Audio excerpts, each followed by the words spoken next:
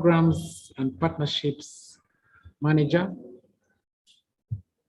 And it's a pleasure to be hosting this first pre-campaign innovation week session for the second week, meaning that we completed the first week of the pre-events and now we shall be heading for the second week. The second week will definitely lead us to the campaign innovation week that is starting next week. So it's a pleasure to have distinguished panelists that we'll be chatting with. Already on the call, we have Joel Muhumuza. Already on the call, we have Vanessa Mbazila. And already we have our third panelist, Chris Fucolio. And this panel will be helping us dive into a discussion that should be exciting for our communities as entrepreneurs. As we all know, members of Startup Uganda, who are the incubators, co-working spaces, innovation hubs, accelerators, and ETC, are doing quite a good job in skilling entrepreneurs.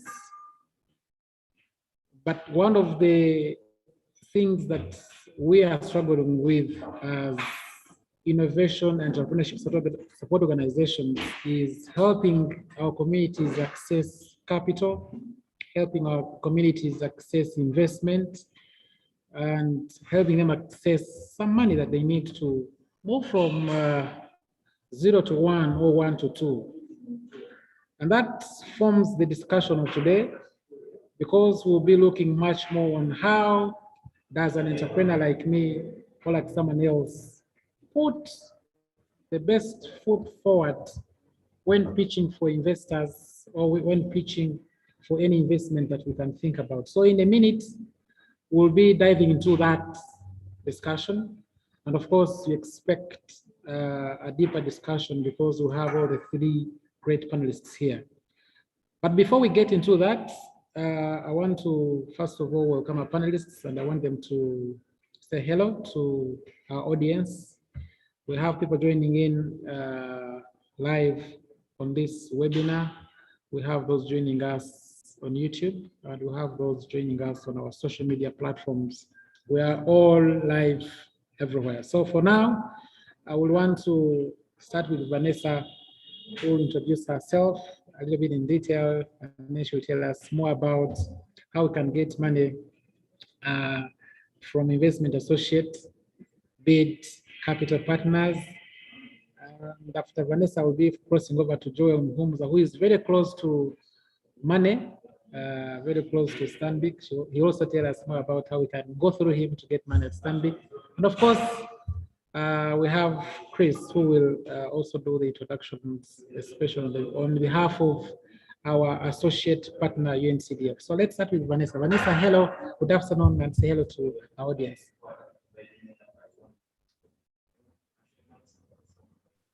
Hi, Gilbert. Thank you.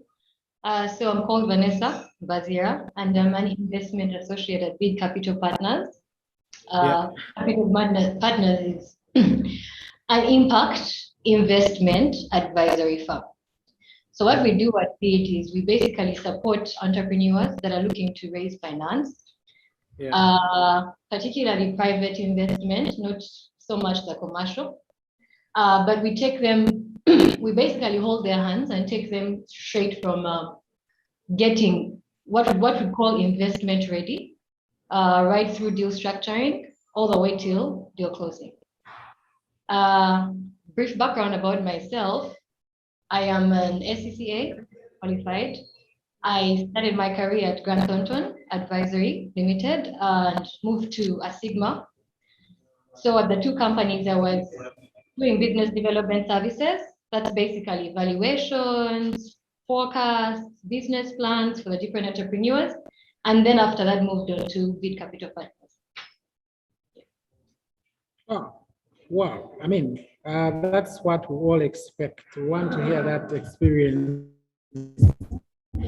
of having worked with more of investment. Most of our entrepreneurs currently are looking for that And a big group that could be listening in now, those that we have strategically invited for this session, are looking forward to your insights into that. Now let's move to Joel. Joel, good afternoon. How are you?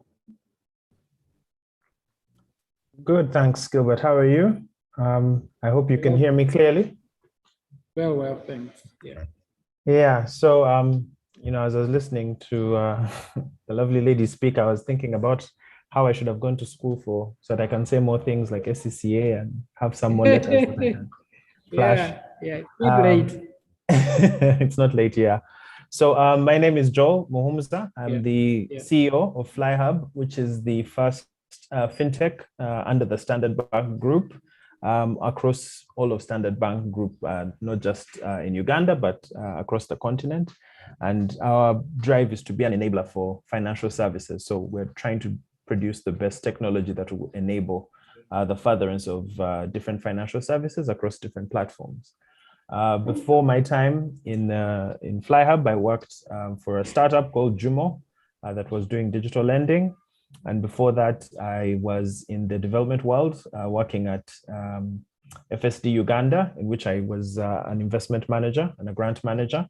So a lot of my work was about reviewing concepts, seeing what the return on investment would be, sort of impact investment, but with a different shine to it as we're managing DFID and Gates Foundation funds. So I'm happy to be here and speak about some of my experience. I don't know about getting you access to money. You're putting me in trouble by saying that I have all the cash, but I'll do my best. Yeah. Thank you. Thanks, Joel. Thanks so much, Joel. And over to you, Chris. Say hello to our audience that is excitedly listening. Chris. Good afternoon, everyone. I hope you can hear me well. My name is Chris Fucolio. I'm the digital country lead for UNCDF in Uganda. And so UNCDF is indeed a strong partner of Startup Uganda. The reason for that is that we are very interested in working with innovators and startups to try and foster what we call inclusive innovation. That as you come up with new ideas, you're able to take into account the circumstances of underserved communities, because ultimately we're trying to encourage an inclusive digital economy in which underserved communities are able to take up and use digital platforms, digital service offerings to improve their productivity and their well-being. So we, in this program, interact very much with several startups. We hear about several ideas throughout the year, and many of them are interesting, and all of them are usually looking for financial support, are looking for technical assistance. So I'm privileged to get to interact with several organizations looking for financing. In my past life, I also was an entrepreneur like many. So I did start, I did have a tech startup just when I left grad school. It was based in the US. And so I was lucky to get exposed to people pitching businesses, or I was able to stand in front of investors several times to pitch my own business. And so I've been in the tech world for over 15 years, both as a startup, but also as an employee of a startup, and moved to the development world, interacting with several technology startups along the way. And now I'm able to interact with several of them again in this program. So it's good to be here. I look forward to fruitful discussions. Thanks. Awesome. Thanks. Thank you so much, Chris. And I will start with you, Chris. Having been in the shoes that most of our communities are in, and I've seen you, Chris, sit on a number of panels listening in these speeches as a judge. Let's start the conversation on what have you been able to realize as the main challenges that currently, both sides of the challenges that you think most of the entrepreneurs currently are facing when it comes to looking for this funding. Yeah, it's a good question. And let me say, I actually I specifically asked to be included in conversations like this because I was seeing so many organizations looking for funding. And I thought it might be good to share some experience. None of us knows everything, but we can share some of our knowledge. So what I've seen is, first of all, Ugandan startups, Ugandan businesses, everybody comes to these discussions very well-meaning. You know, we have a problem that we want to solve, and we have an idea of, how much money we need. And that's all well and good. I think that the challenge that I've seen mostly is that many times we forget that the people we are talking to are looking to make money. They're looking for a return on their investment. And so even then, when that's factored in, people pitch their business and they show a good sort of set of projections and what the investor could earn if they come in on this great opportunity. But right off the bat, let me introduce something which I almost never see, and I'd like to see more because I'm very interested in, again, hopefully helping Ugandan startups start to attract more capital. There is something that I heard very often in the US. Every time somebody pitched business, they would say, "Oh, what do you want to achieve?" And even as the entrepreneur started to speak, one or two of his colleagues would chime in and say, "Oh, we want to achieve world domination." You know, of course, figure of speech, but what they meant was, look, we want to take over the world. We want to dominate this. We want to, and true, many startups fail, not just here, all over the world. But I think that expression of hunger, the idea that you show that, look, I'm here to compete. I'm here to play. I'm here to get this money and show you a good return. And so that's a spirit I almost never see. I think that people come to these conversations to show that they are nice people who mean well, which is good. But but the world is cruel, and you need to get out there ready, because you've seen these shows. I mean, you've seen the names that they give them, you know, Shark Tank, or what's the other one, Lion's Den or something. I mean, it's, look, you're here to, this is a fight. And so I think what I'd wish to see more of is, I wish that startups in the Ugandan ecosystem were hungrier.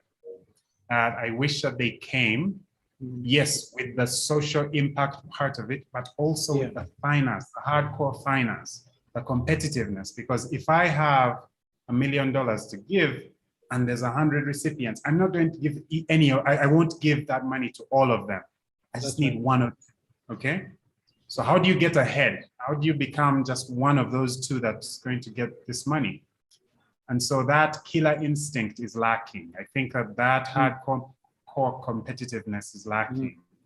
And this idea that when somebody asks, what do you want to achieve? Yes, you could explain the various things, but the spirit behind it is, look, world domination. I want to disrupt. I want to gain market share. I want to be the best idea you ever saw. I think this is the thing that we're lacking. But let me stop there for a second. Many thanks, and many thanks, Chris, for that. I just want to pick up from just where you stopped and head to Vanessa. I mean, I've heard from businessmen and ladies who probably dropped out of school, and you know, it has always been a trend, like the greatest entrepreneurs we have are those who dropped out of school. They didn't finish college or university. And again, there's one gentleman I met. He's one of the biggest tycoons we have in town. And he told me that when he was doing business, when he started doing business, especially in real estate and all that, he felt like he always had plan A. He doesn't have plan B or plan C. It is either working or not working. I mean, Vanessa, the pitch sessions you have seen, and the panels you have seen, and the entrepreneurs who have been doing a little bit of pitching, do you feel that they find these opportunities as real opportunities they want to grab, or you want to resonate with what Chris is saying? Do you find them having plan A, B, C? Is it because they've gone to university? If they don't get that money, they can go and look for a job. What's your feel like for these particular pitch sessions that you always have? Well, to be frank, Yeah. I've had a couple of conversations with people Yeah. that have not completed school, okay, but go on to be the greatest entrepreneurs. Mm. And one of what I've seen actually from my experience is that it takes experience to teach you better than what you'd say curriculum, written out theories here and there. It's better to learn from the job itself. It's better to go dig in right there and try to do your thing. It's better to learn from an entrepreneur. So actually, not to divert from the question, but it would help. It would help if the curriculum at the moment, in these different incubators, accelerators, was tailored more towards, was more contextualized towards the business environment in Uganda. Because what we have at the moment is we have the curriculum of, what is being done in Silicon Valley, what is being done in New York, being brought to teach the entrepreneurs here, which doesn't really help. So I think in a way that actually that is true. I mean, we also have, yes, the education system, how we have gone through school. Probably school has taught us a lot to do with getting out of the box, something that Chris is talking about. We don't feel like we want to take over the world. But what's your take about the cultural aspect, the upbringing that we have gone through? Does it bring this zealousness that Chris is talking about? I mean, we have always been compared to Kenya, the Kenyans, how sharp they are, the Nigerians, how sharp they are to get this money. I mean, what's your feel like? Do Ugandans feel like they are calm? I mean, the environment is okay. We have what, I mean, we seem not to be hungry, but do you agree with Chris? I definitely agree with Chris. I definitely agree with Chris. When it comes to having a good time, Uganda is always at the top. We are happy and excited to have a good time. Unfortunately, when it comes to actually, putting your all effort, your energy into your business, growing your business, the zeal that Chris is talking about, we actually lack in Ugandan entrepreneurs. That's very true. Thanks. Thank you so much, Vanessa. I want to just pick it up from there as well and throw it to Joel. Joel, you already gave in your remarks when you're starting, and I mean, FlyHub coming in closely into a relationship with Stanbic, and then we have the fintechs that are all over. Currently, we have, I think, the biggest number of startups that we are seeing coming up are into fintech because they think that there is probably money in fintech business more than the other the other startups. What are your thoughts on those startups or entrepreneurs that you're interacted with, and they're looking for investment? Are they even ready? What are those challenges that currently you have been able to identify in the conversations with these entrepreneurs? And maybe before you come through, I see a number of people raising up their hands. We shall have about 15 minutes at the end of the session for questions. So let's first have this conversation, and then we shall do the question and answer session later. Joel. All right, thanks, Gilbert. I think the interesting thing about the FinTech Association, at least in Uganda, is over the last few years, we've registered hundreds of fintechs, where a few years ago, I mean, if you were saying fintech, no one understood what you were saying. It seemed like you were having a speech impediment. But I think part of that drive has also been, if you look over the last successes of companies like Chipakash, you look at MFS Africa, you look at all these African-born companies that are starting to get, huge amounts of money, huge amounts of seed funding. I think it's starting to cascade. We're talking about culture previously. I think the issue has been a lot of the startups that were making headway in East Africa were not founded by East Africans. They seem to be people who were operating in East Africa. And so the perception, at least when I was on that side of things and, trying to pitch and get money, is that you needed to have a Muzungu on your side. You needed to have someone to walk into the room where the money is and speak the language. So to me, I think that I wouldn't agree with that being the only assertion. It's just that the telling of the story, how we tell the story of what we're trying to get invested in. I mean, Chris and Vanessa have spoken about it. I mean, to me, I just think there are 5 things that I would look for when I was the one investing money in a company. You know, what's the problem that you're trying to solve for? Can you articulate that? What's the solution that you're coming with? It doesn't have to be completely innovative. I suppose we always think that it has to be world changing and completely innovative. It could just be that you found a way to do something better than everyone else. Then 3, what's the market? I think this is where we sell ourselves short often. You know, you realize someone's market is just speaking to maybe Kampala or speaking only to Uganda. You're not looking at how we can rise regionally or even internationally. Then the next is if there's a business plan. And now that's the one that's the most interesting. What are the dynamics? What are the unit economics for how you're going to be able to make that cash? And then lastly, which I think is the most important from my side, is the team. You know, because the question you're going to answer there is, why should we trust you? Credit itself means, you know, trust. I'm trusting the team, I'm trusting your ambition, but I'm also trusting the skills that you have. So the ability to display that, I think a lot of the time, those things are there, they're just not put on full display. And I think the ability to be able to pitch that, speak to those 5 things in a clear, concise manner, provides confidence in other people. Because, you know, the numbers, yes, are good. The sizing of the market, yes, is going to be good, but more than anything, people are investing in you as the individuals who are behind that business. And so can you put yourself forward and say, yes, I have this dream, I have this ambition, and I have the skills to be able to push that forward. On the fintech side, I really think that that's starting to accelerate, just because it's almost borderless now about how you can learn how to put your best foot forward. So I would say that we're on the right track, and it's about time. I mean, the Kenyans have been far ahead of us in this regard, so it's time for us to catch up.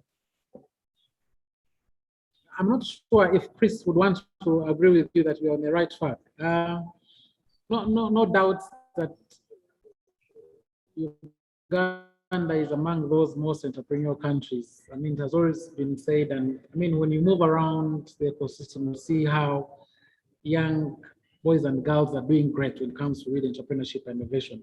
But again, we've hinted on some of the things that are not really going on with the challenges that we all face. It's pretty much a concern for all of us in the ecosystem. What are we doing wrong, and what do we need to do right to take advantage of the ready available opportunities? I mean, we have a number of initiatives that government partners, the government, the private sector has brought within the ecosystem so that we can actually move from 0 to 1. So Chris, what do we need to do right? What are those opportunities that we have really not taken advantage of, and we need to probably refocus on, so that at least for the investment bit, and when it comes to convincing anyone or any organization that we need this money, we need this partnership, it should be just a walkthrough. What are your thoughts, Chris? That's a good question, and I think, again, very many good points have been raised. I agree very much that some of the impediments that we see here are linked to culture. Yeah. I think that many times, and you'll see this, you know, I think in Uganda, there's the sense that, you know, to be humble is a virtue, you know, you're nice and you're calm. And then I think, Joe, very good point you mentioned, that many times when people pitch their business, it's actually advantageous to have a foreigner in the room, right? And what that is delivering is that many times you have somebody who's more assertive, that when they are challenged, they will challenge back.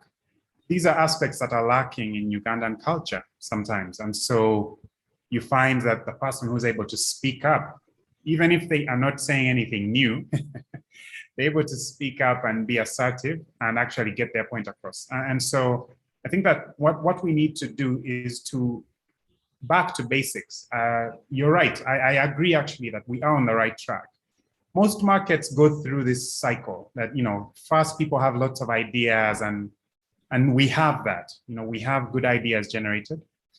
The people who win the most, the people who generate the most money, and again, I agree, are not people who have groundbreaking ideas. It's the hardest working people. It's the people who, and this is a salesmanship role, you know, I think one of my co-panelists said that they're not really investing in, you might have the best numbers, but they're actually buying you. It's the image that you put forward. It's how confident you are and how you portray your idea and how hard you work at it So yes, what can we change? I think that we need to, when we approach these conversations, when we go to pitch our businesses, we need to, again, recognize we are competing.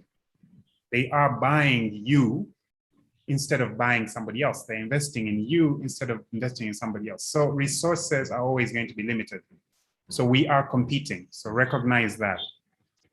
Secondly, I think that we need to remember that you're selling something. So if you don't speak up, they won't hear you. And while, yes, indeed, I've seen this myself, you have a foreigner in the room, the pitch is received better. But actually, the idea here is that you need to be assertive. You need to speak up. You need to be heard. And I think get your ideas across. And third, I think that, when we talk about, again, very good points on this forum, that many of the exits, many of the ideas that we've seen that have raised money have been by foreigners. The sense that I get is that many times people start businesses, and when they're asked, who are you targeting? They are shy to say, oh, look, I'm looking to disrupt MTN's mobile money business. You might say, oh yeah, I'm targeting urban youth. Yes, that's who will be your consumer. But who are you targeting? And an investor is, don't be shy to say, look, this idea, I think this is going to disrupt the agency banking model and put, Stanbic's agency banking out of business.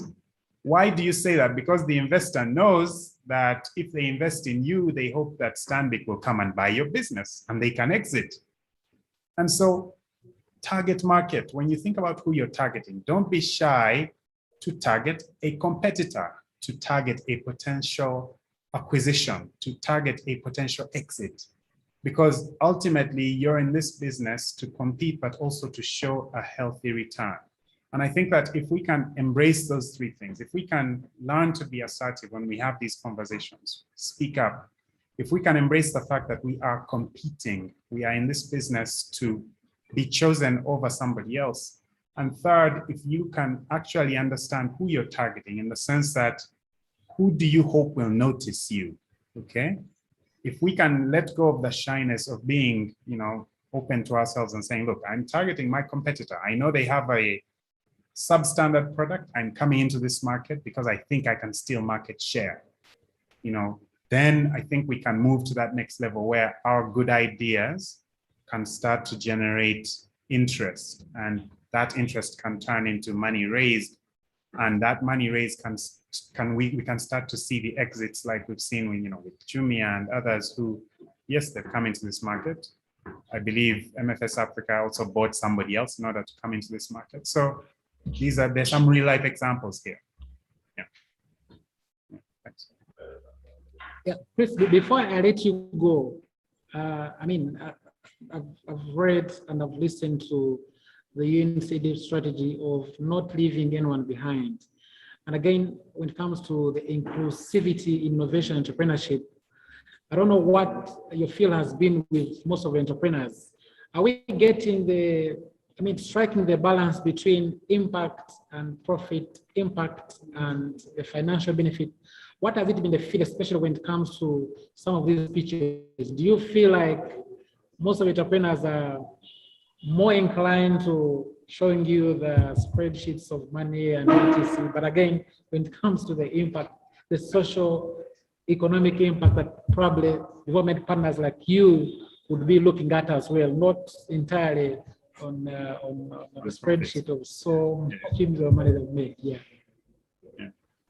Yeah, no, indeed. I think, and that's why, I love what I do because UNCDF is really the only UN agency that has a capital mandate, meaning that we contribute to the achievement of the SDGs by deploying different capital instruments, financial instruments. And our goal is really to de-risk that if you have a great idea and we work with you, it's not really for us to stay as part of the equation.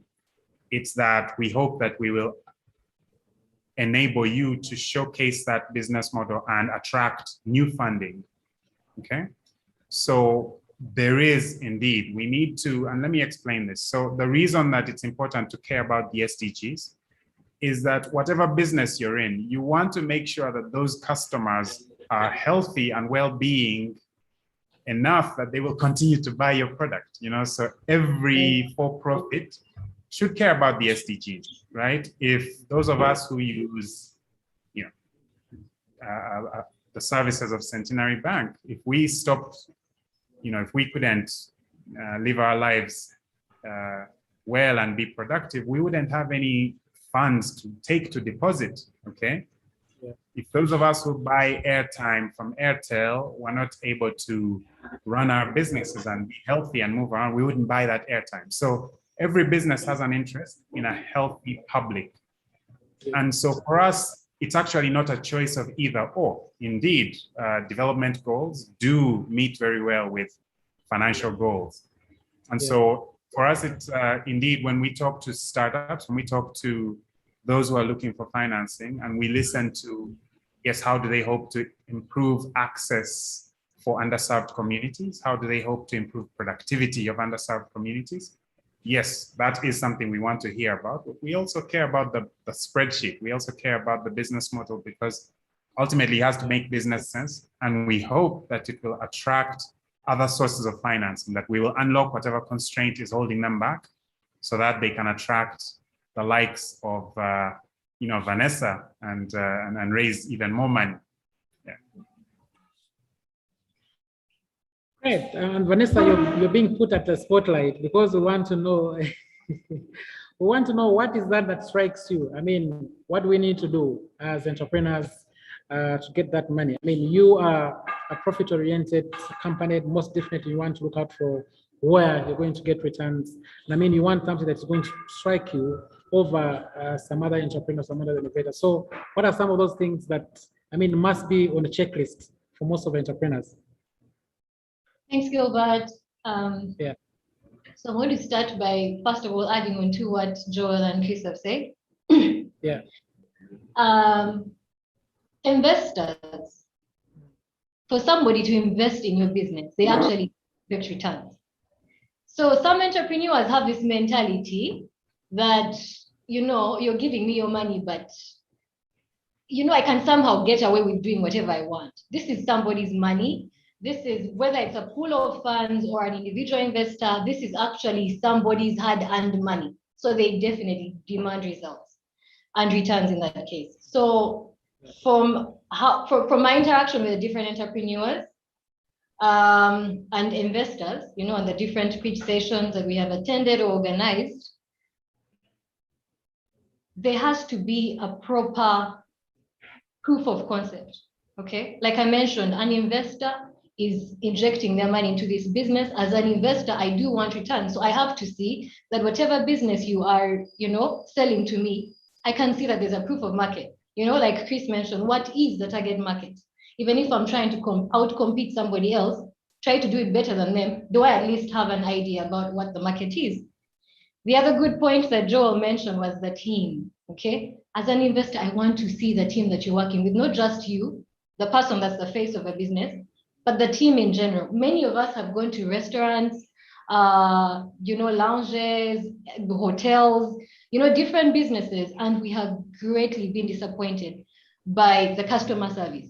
You know, you're waiting for your meal, no one is giving you attention, no one is doing anything, or giving you an order, say the order is wrong or something like that, and you're greatly disappointed. And the first thing you think to yourself, if you're an entrepreneur or an investor, is this person is making somebody's business fail. So that team greatly drives my eagerness to invest, you know, as an investor.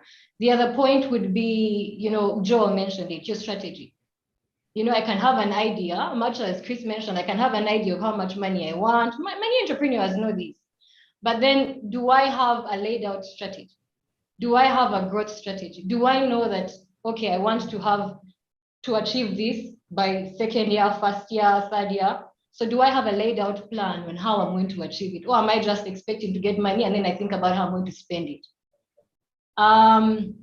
So in brief, it's very, very advisable for an entrepreneur to take the time to prepare themselves. And that's through the different, you know, visualization of the business, like proof of market, the team, the growth strategy. The other way is also take the time to prepare themselves in terms of timeline. So some entrepreneurs do not understand that capital raising, especially from my experience, capital raising takes time. So it can take to a year, 2 years. So an entrepreneur walking into, say, our offices as bid, and they say, I want money now, or I want money yesterday. In most cases, entrepreneurs want money yesterday. They do not understand that it's a process. It takes time for an investor to actually get confident in your business and say, you know what, deal is closed. So you have to prepare. Yeah, Vanessa, does that explain why most of you do not really invest in ideas? You don't invest in early stage startups. Does that explain that? Why you're not interested in us who are thinking, you're walking on the road, you're starting about some business and you say, hey, but I'm seeing guys of capital partners. Let me just go there and explain my point. I just thought of a business idea and I can get some money. Yeah. Partly that's the reason. But to be fair, we used to work with startups before, when we started, but we changed our business model because, like I think it was Joe Locus, I can't remember who mentioned it. Startups involve a lot of risk, and there has to be that person to jump in and take the risk. Yeah. We over the years, like a database of investors. And we mainly work with growth. Okay, so let me start by saying this. So there are different companies can be categorized into different sizes, can I say? So there's a startup or the early stage, then there's a growth company, and then there's a mature company. That's right. So we have our niche at the moment as Big Capital Partners is to work with growth companies. So a company that's maybe looking to expand. So that's the database of investors that we have at the moment. So we'd rather focus on that and have, say Outbox, Innovation Hub, dealing with the startups. That's our niche. Those are the investors that we work with. Yeah, Joel, we seem to be remaining with you as a savior for us to have early stage startups. I mean, where do we put our ideas? Where do we get that's 5K USD, 10K USD that we want to, we want to get a proof of concept that Vanessa is looking out for. And of course, Chris will also not look at my startup that is only covering Katanga and invest in mine. Chris would want to see how scalable my startup is. So Joel, is it only you who is going to save us who are looking at starting with a small idea? I'll tell you what my dad told me when I was doing my O-levels, when he said, no one's coming to save you. So I don't think I'm going to change it. Well, I think we're also in a bit of a quandary, I suppose, in Uganda, because the risk level is really high because the infrastructure, the enabling environment is not supportive. And that's part of the work that UNCDF, FSD, and others are trying to do to make it much easier. If you compare yourself with someone in Singapore, in the UK, or in the US, there are certain ideas because you're living in an ecosystem that is already predisposed towards having multiple startups growing. We hear a lot of stories of money just being flashed around. And then when you look under the hood, you realize that it was a flashy display. It was a flashy person who was selling the idea. And there's almost a rush to put that money somewhere.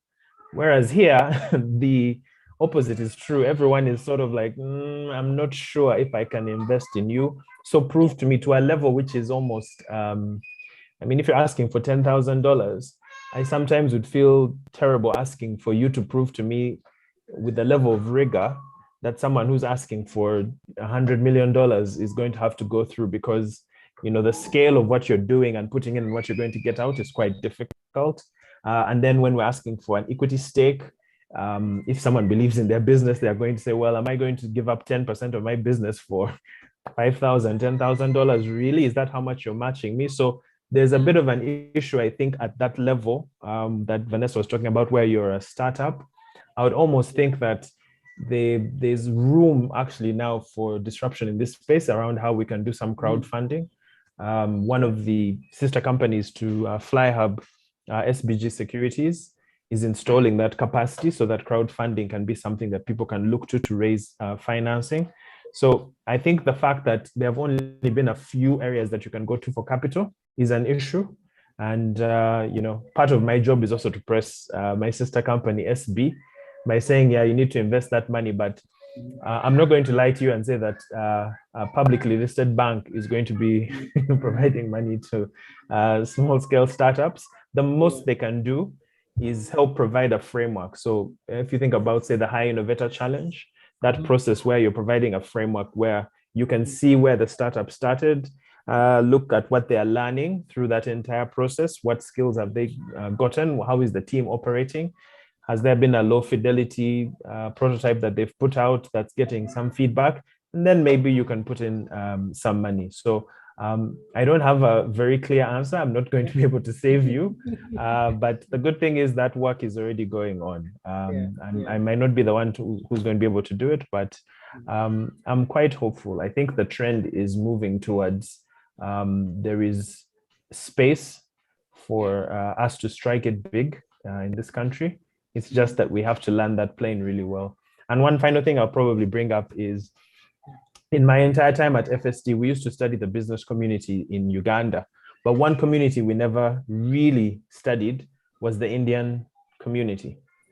So whenever I look at the Ugandan Indian community, there are a lot of businesses that start up. I rarely see them coming asking for funding. There's a cultural closed ecosystem there about building with each other and selling to each other.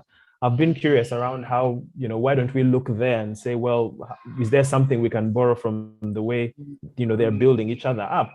Because it's tempting for us to look at the flashier things.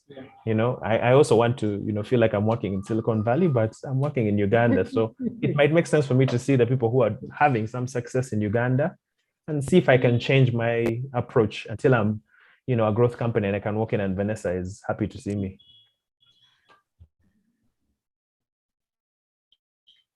And I mean, thanks so much, Joel. And that really becomes the background for my last question for all of us at the panel, before we dive into the questions from our audience. We are an ecosystem that is really growing, no doubts on that. And when you look at development partners, us as innovation and entrepreneurship support organizations, Startup Uganda now is composed of about 29 organizations, and there are quite many that are more or less in the same ecosystem and we're working with. As organizations that are close to this ecosystem, I'm trying to relate what Joel has said. There's a lot of inspiration. We've seen the Indian community, we talked about the Kenyans, the Nigerians, the South Africans. We've seen what is currently happening within other ecosystems. So as organizations or institutions that have systems that can influence policy, that can come up with these frameworks, what are we not doing? What do we need to do to support these communities that are not hungry but are hungry? Let's say, they're hungry for investment, but they're not hungry enough for this investment. So what do we need to do? And again, I would want you to probably blend it with the investment readiness initiatives or programs. Are there some ropes that we're not pulling? Are there some efforts that are not coming through to, first of all, create an investment environment, and then of course also looking at how we can make our startups and communities investment ready?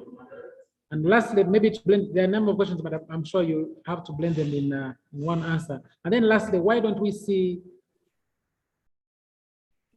a lot of individuals and probably organizations get into this investment area, right? We don't have so many local initiatives that are looking at how to invest in this ecosystem. Are we also not looking at startups as future big companies? What is the fear? What is that is missing out, and how can we probably reach a common ground so that the investment areas around can also uplift the ecosystem? So I'll start with Chris, then go to Vanessa, and lastly Joel, before we go into the discussion, into the questions from our audience. Over to you, Chris. Thank you so much. On the question of investment readiness, I think that there's definitely going to be, this is a longer conversation around think about the local curricula for formal education. I think it is true that the kind of education that you get will differ if you're preparing somebody to be an employee, as opposed to the kind of education that one gets if they're being prepared to run a business. And I think that there are certain aspects that in Ugandan traditional curricula that prepare students to be employees. But there has been also a recognition of that, and we do see more and more curricula centered around entrepreneurship or bookkeeping, or so there's that part that if we are going to prepare, if we're really going to be investment ready, we also have to train the workforce to think a different way. The first job I had was as a salesperson, and this was door to door. And it is just gut-wrenching, to approach, just knock at a door right there, pitch what it is you're selling and get either told absolutely not, or, you know what, I'd like to learn more. And that experience alone, to actually sell with the prospect of being turned down, well, in certain parts of the US, they'll actually hold a gun, they'll come out with a gun to the door, but that's a whole different state. All I'm saying is you have to think about how scary sales can be, okay? Right. But that experience, getting people to understand that, look, you're on a stage here, you're selling something and you have to pitch it, you're going to get rejected, but you have to take that chance. And so if we're going to make our startups investment ready, I think that there is a certain level of training that hopefully we can get more and more of these conversations filter into formal curricula. So it's a longer conversation. I think that if startups are going to be investment ready, even as we talk about having the right team, look, know your audience. You're pitching to an investor here who's looking to invest $1 million or so. Yeah, bring your finance guy, bring your tech guy. Let's be on point. I've seen people actually take steps which might seem ridiculous to some, but look at themselves in the mirror and say what they're going to say. Investors, this is my idea. This is why I think it will work. So take this seriously. I think if you're going to be investment ready, like Vanessa said, like Joe mentioned, people are looking for a return. So taking it seriously is important. And if we're going to make our startups investment ready, we need to change mindset. To the question about, why are people not getting into this? That's a really good question. People do save money, so people have savings clubs and investment clubs, but nobody puts money into these startups. But instead, they'll put it on a savings account and get 3% return, okay? Yet, in a risky startup, they could actually garner a much healthier return if it works out. So whether it's $5,000 you're looking for, whether it's $1 million that you're looking for, I think the pitch is the same. Ultimately, you're taking somebody's money. Yes, this is somebody's hard-earned money, I agree. And so I noticed that you mentioned the question about Indian culture and how, yes, they lend to one another and so on. I think that in other cultures, it's not done because even the person borrowing is not taking it seriously. It's like, come on, just, help me with some money, I'll figure it out. It's like, dude, where's the plan? Where's the strategy? So I think that's why people don't get into it. And their money sits on an account at 3%. It's very safe, but it's also not doing anything for them. So it's because we as entrepreneurs don't take ourselves seriously enough that if I approach a friend, he's still an investor. This is still an idea where he could lose his money. So I need to show him how he gets it back. And it allows you to practice. If you're able to pitch for that 5,000, you'll be in better position to pitch for the 20,000, for the 100. Yeah. Thank you so much. I'll let my colleagues contribute here. All right. Many thanks, Chris. I'm afraid Esther may anytime ask me to jump out of the call because I see we have 10 minutes to the end of our conversation. I guess we've done a lot with the question that I put forward. So I want to put the many questions to Vanessa before I probably allow in Joel. to make his comments. Vanessa, we have questions that are coming through, and Collins, who is very active in the chat, is asking, what would be the threshold for a growth level startup in Uganda's context, and what metrics do you look out for particularly that startup, I guess? Okay. If you want to take 3 at once, Vanessa, you're on market today, that what distinguishes a startup company from a growth company? And is it about operational duration? It's about profit margin? And it's an interesting question that I would have asked as well.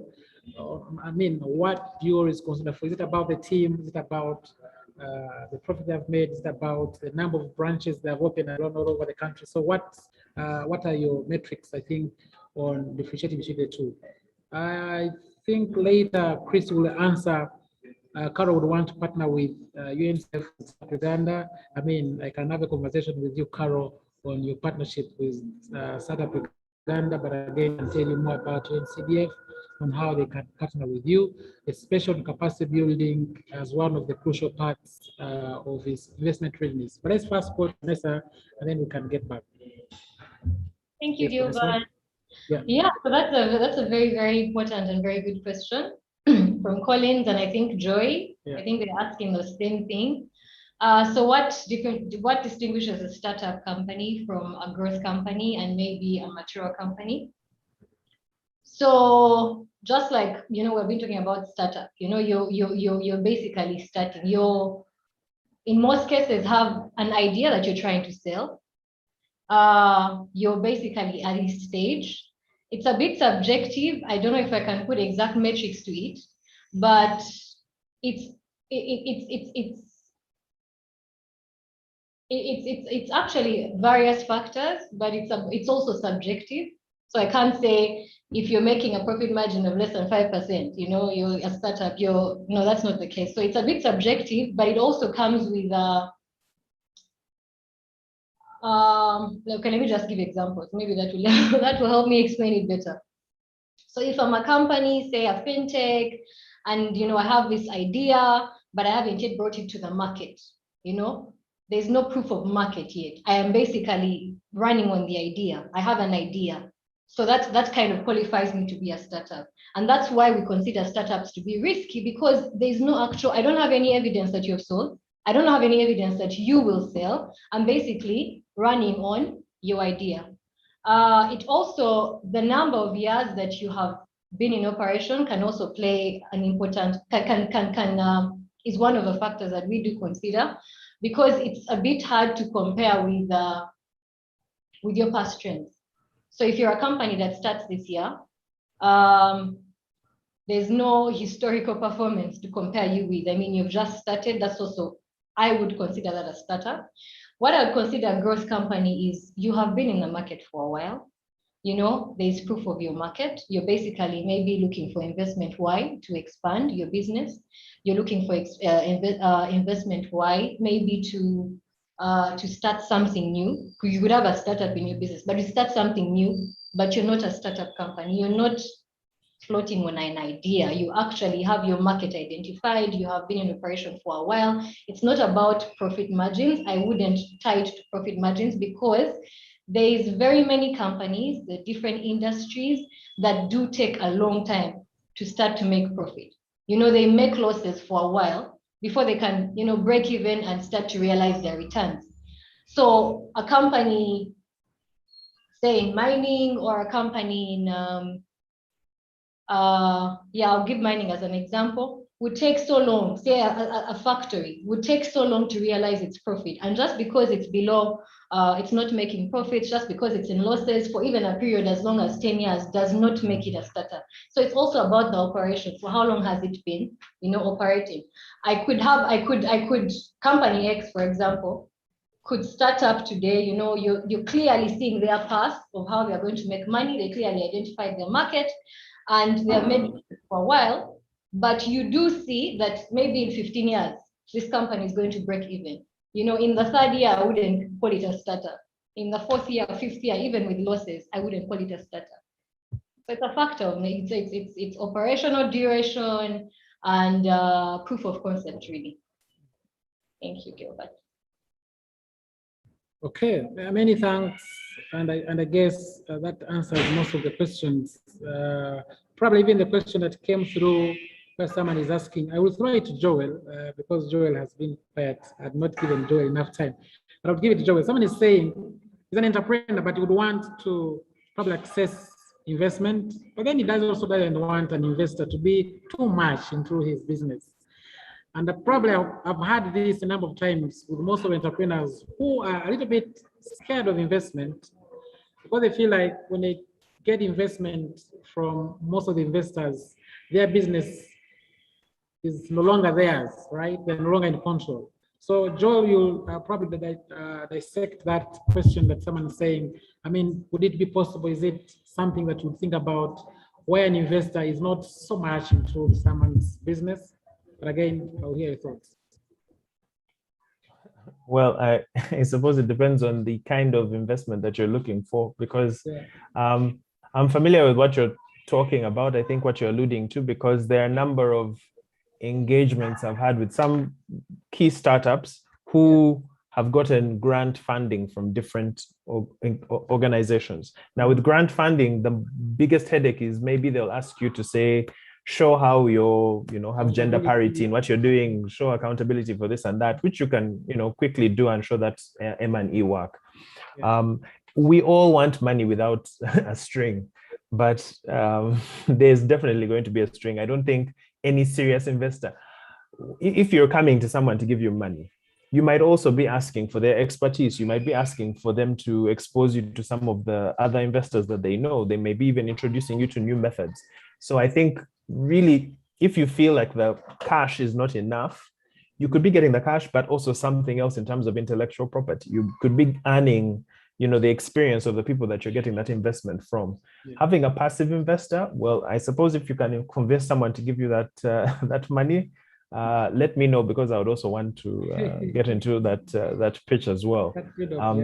It's you have your choice between getting debt, where the financier will simply say, pay me on this regular level, I've seen your business plans, and proceed as you'd like. Or you can get into a partnership. When someone's investing in you, they're entering a partnership with you, and they want to have, if they're putting their skin in the game, they want to know that your skin is in the game as well. So I'm afraid that I don't have any easy answers in that regard. If you believe in yourself and you think that your business is going to be something that's going to make a huge return, I mean, argue that case. If you're not being offered the kind of money that you think that you deserve, go back and work on your pitch. Ask them what was missing, and then you can go and refine that so that you can get what it is that you actually want.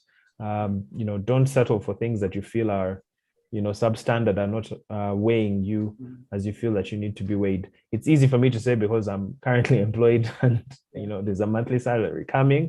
But again, entrepreneurship is not for the faint of heart. So by the time you've decided to do this, I would imagine that you're ready to do it for the long haul. That's right. Thanks, Joel. So Christopher, how you can learn pitching effectively? I mean, that's why we're here. That's why members of Startup Uganda came up together to help out the ecosystem to do some of these things. I mean, I know Vanessa could have a number of programs that they support or they partner with on how to make most of the startups they invest in investment ready. But I could also request you to get in touch with us, because that's mainly our work each day. I'm afraid our time is up, but I will ask each one of us as panelists to sort of spend about a minute to give you parting shots on this particular topical discussion, but also on what you'd want to wish our entrepreneurs to focus on and in their careers as entrepreneurs. So I'll start with Chris, I'll go to Vanessa, and then lastly, Joel. Yes, Chris. Thank you so much. And it's a real pleasure to be part of this conversation. Thank you. At the risk of sounding like a broken record, unfortunately, this is how life is. Entrepreneurs, please remember, you are competing for resources. That's right. It's the way the world works. And so there's limited resources, but way too many needs. So put your best foot forward. This is a salesmanship role. Come to compete. Unless you are looking for a handout, which is different. But even then, nobody's going to give you their money because, like Vanessa said, it's hard-earned money. Okay, they earned it by also pitching something to somebody else and getting a return. Mhm. So look, this is the business you're in. Don't be shy. It can be scary. Yeah. It can be gut-wrenching, but get in there, because at the end of the day, only those who compete get to win. Okay, and don't be afraid to lose, because when you lose, you learn something, you get up and try again. So those are my parting words, and I hope to hear from many of you as you pitch your businesses to UNCDF, and when you do well, you move on to Vanessa, you move on to Joel, and on to the bigger fish. Thank you. All right, yes, Vanessa. Okay, thank you, Gilbert. Thank you, Chris, for that. So my parting words of advice to entrepreneurs, I have just maybe three. One, I'd advise the entrepreneur to, first of all, Chris mentioned it, to know your audience. Yeah. To know your audience. That kind of takes me back to tiering the companies. Are you a startup? Are you a growth company? Are you a mature company? Take, for example, a few weeks back, we had the High Innovator program, and that's basically targeting a startup company. You understand? So if I'm a Mukwano, for example, what business do I have doing at a High Innovator? Like, what business do I have at the High Innovator program? It's basically, it's an actual startup. They're giving me $30,000, and that might not actually add value as much impact, okay, to Mukwano. So know your audience, know, am I pitching to, I'm a startup, am I pitching to a startup kind of investor who is maybe an angel investor, a venture capital, who is willing to take on my risk? Or am I pitching to the wrong audience? I'm going to a private equity firm that's looking for a company that's already well established, and I'm not. So do your research. Do your research. There's also very many investors that claim to be investors but are actually not. So do your research, do a background check, know if their investor is legit, know if their values align with yours. Back to the question that Joel answered, when someone was asking, I want the person to give me money, but I don't want them to be overly involved in my business. So it's just like how you're getting to know a person that you're going to marry. You take the time to study, am I really ready to get into this partnership with this person or not? Because if I don't want you in my business, I don't want to give you accountability as your spouse, then maybe we shouldn't be getting married. So it's the same thing. It's also a partnership. When you're in an investment, you're getting into a partnership. And then the lastly, I would like to advise entrepreneurs, take the time to prepare. Chris has mentioned this is a competition, and for real, it is a competition. So how you present yourself to the investors matters. Yeah. How you the time I talked about timelines, you want money yesterday, but you think about raising money now. That's just absurd. And because Gilbert, you're mentioning investment readiness. Yeah. Fortunately, that's why companies like us, bid capital partners, are there. So we support you. We do take you through this investment readiness process. We have very many entrepreneurs coming in here. They have very good. Their business, the concept is very nice. The business model is okay. The margins are on point, but there's no way of presenting themselves in a very attractive way to these investors. So we do the different documentation that investors want. We prep you on how to face these investors. So that's why companies like us are here. We are here to support you. Thank you. Thanks, Vanessa. And Joel, specifically as you make your parting shots, I want you to spend maybe a few seconds talking about due diligence. I've been part of an incubator where due diligence process has not really come out to be something that most entrepreneurs are aware of. So as you make your parting shots, you could throw a few words on how our startups need to probably prepare for this due diligence process that most of the investors go through before they can probably approve an investment. Yes, Joel. Yeah, I was about to use the marriage example as well until Vanessa, used it. So this is a lesson to everyone that good ideas are available for everyone. Yeah, it's just the first person who can hit the market quicker who gets to get the glory. To the due diligence piece, I think again, I think part of the problem is, like you mentioned, it might be that the feedback you're receiving is not honest. You might be getting it from your friends and family, who want to be supportive, but you know deep down that you're probably hiding away from like rigorous criticism. I think the quicker you can get yourself exposed to the worst form of criticism, the better for you. Because if you can face up to that, then anything that you feel in the boardroom or when you're pitching is going to be a piece of cake. The main thing is knowing the story and crafting it in such a way that's believable. It doesn't matter what goals you have. Every company has goals. The successful ones, the ones that fail.